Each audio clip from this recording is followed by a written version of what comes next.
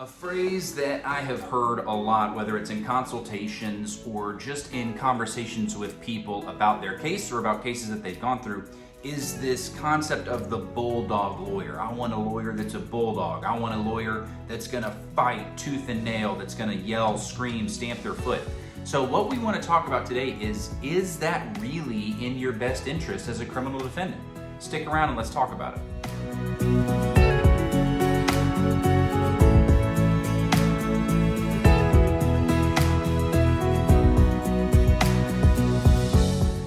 Happy Friday, everybody. Hope you're having a great week and gearing up for another good weekend. Just a couple of housekeeping items before we get into the video proper. As a reminder, I do a live stream every Wednesday night, every Sunday night over on Twitch. The web address is in the video description below, where I discuss this and a multitude of other hot topics in the law, or really whatever you guys want to talk about. So if you have questions about this topic, or any other topic that I've done a video on, or something completely random, I beg you, please come over there, hang out for a bit while I very poorly play some video games, and we talk about the law, or life, or law school, or whatever else. So that's number one. Number two is because the fall is coming every year. This is my 12th year raising money for Extra Life, where all of your money, all of your donations go directly toward Children's Miracle Network Hospital. So the link for that, again, in the video description below. Check out my fundraising page, and please feel free to donate to an amazing cause.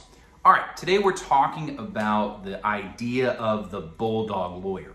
The lawyer that's going to make a big scene, a big fuss, is going to yell, scream, fight, curse out the prosecutor, and you're going to feel like somebody is putting on those boxing gloves and fighting for you. And the question that I want you to consider is that really in your best interest? Now, this is one of those topics where there's not really a right or wrong answer. Every lawyer is slightly different on how they choose to practice, and it all comes down to how effective they are. Now, I know that there are some lawyers out there, I have seen them, who are that aggressive bulldog, always fight mentality type lawyers, and they're very effective. They do a very good job for their clients. However, I've seen just as many, if not many more lawyers who try to be that type of lawyer and, in my opinion, aren't as effective. They don't get the good deal because they've built this reputation up as the lawyer that's unreasonable. There's a lawyer that prosecutors and court staff can't work with. And so I think it's one of those situations where just because a lawyer is hyper aggressive when you go into the consultation, I would be very cautious to assume that that means that they are good or that they know what they are doing.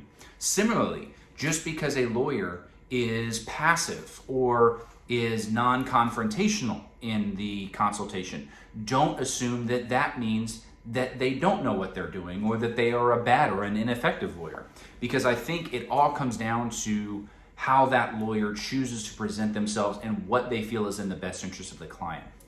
In my opinion, the best, most skilled, most highly effective lawyers are a combination of the two. And what I mean by that is you have to have a lawyer that is capable of fighting, that is willing to fight, so that the prosecutors know that they are not a pushover, they are not to be messed with, they are not to be pushed around. They will call them to the carpet if the need be. But at the same time, that lawyer only does that when it is necessary and when it is in the client's best interest. You always want to keep that air of reasonableness open because it leaves avenues open for you and your client to explore rather than shutting them off. If I go in to a client's case on the very first court setting, my first interaction with the prosecutor, and I start yelling, screaming, saying that this is an outrage that the case was ever filed, that I demand an immediate dismissal and a letter of apology from the state to my client, we will be suing for damage for wrongful prosecution, all that stuff. Well, at that point, I have effectively shut down every single resolution option that's not trial. Okay, I'm done. We are now pot committed to that course of action. Now, ultimately, some cases, trial is where you end up. You have to try the case. But by immediately closing down all other avenues, have I really done the client a service. I'd argue that I haven't. In fact, I think I've done damage to the client. I have taken options away from them that the client likely didn't even know existed. For example, there are some jurisdictions where I live in Collin County and in Denton County, these are among them, where one of the resolution options we have is called a conditional dismissal.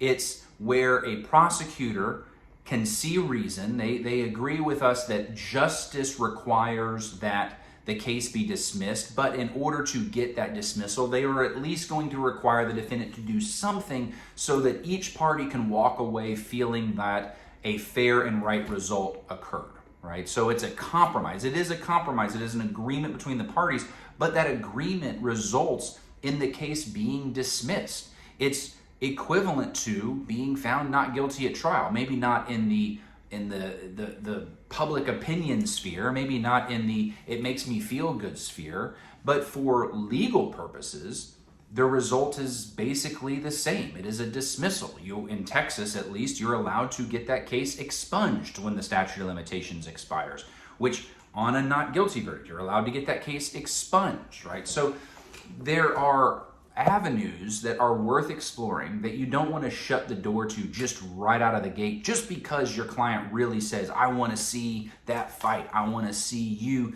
be that bulldog in court.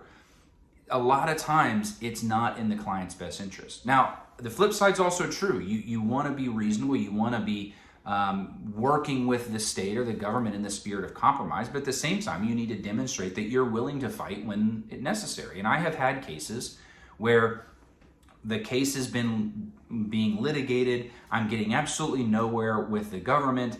They're not willing to see reason. They're not willing to come down on their offer. And so I find a lot of times it's helpful. I will file a motion, like a motion to suppress or some evidentiary motion that I know in all likelihood I will probably lose, but it will give me that opportunity to get into court and to demonstrate that I know what I'm doing. I'm skilled in this courtroom, and if we go to trial, your case is not a slam dunk. I will put up a very vigorous defense. I will zealously advocate for this individual who I represent, and I'm going to give those jurors a reason to doubt that you've proven your case. And by doing that, I've opened their mind up to being willing to explore some of those resolution options that before they just weren't really willing to hear. And so sometimes you do have to fight. Sometimes you do have to show that aggressiveness to say, look, we're not going to let you just get whatever you want just because you're the big bad government. It's not going to work that way. But you have to use that sparingly and only when necessary in order for it to be the most effective, at least in my opinion. Again, different lawyers are going to see this different ways, and I'm not saying they're wrong. They may be incredibly effective doing things the way that they do, but in my opinion, I'm very effective doing things the way that I do.